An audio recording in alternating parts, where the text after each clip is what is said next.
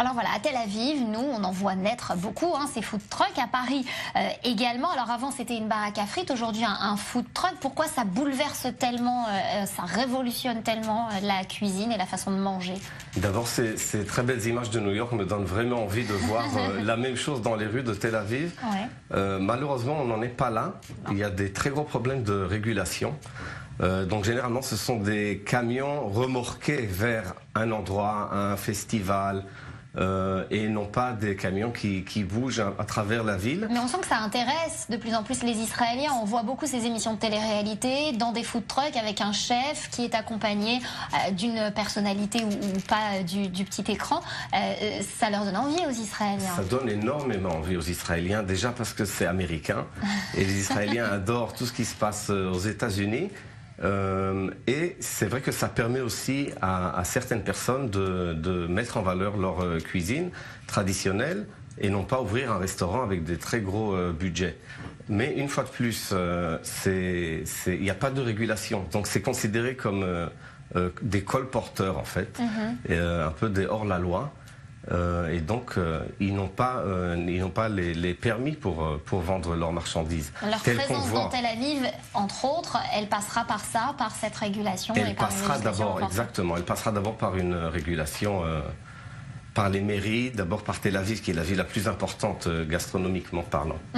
Alors d'où ça vient? Des États-Unis? Ça vient des États-Unis, absolument. C'est là-bas que ça a germé, ça va au développé 19e siècle, 1860, 1880.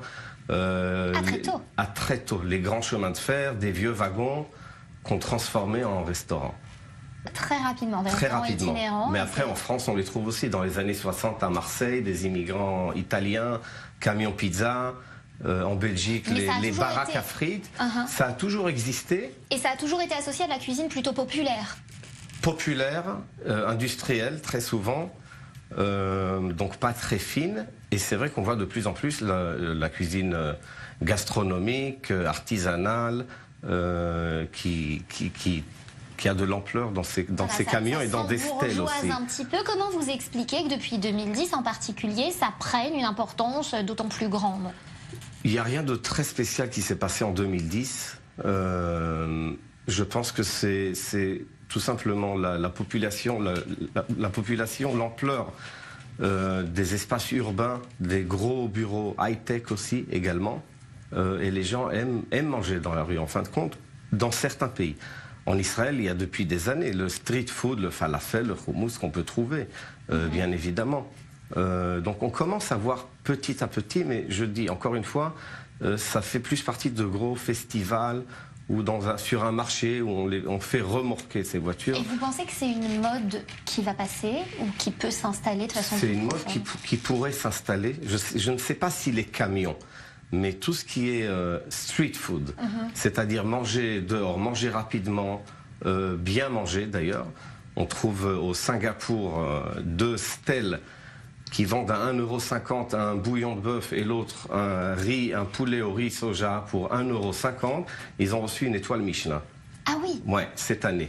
Pour la première fois... Et c'est ça qui séduit, c'est qu'on puisse finalement trouver dans la rue une gastronomie aussi fine, aussi raffinée. C'est ça qui donne envie. Une gastronomie fine, mais aussi une gastronomie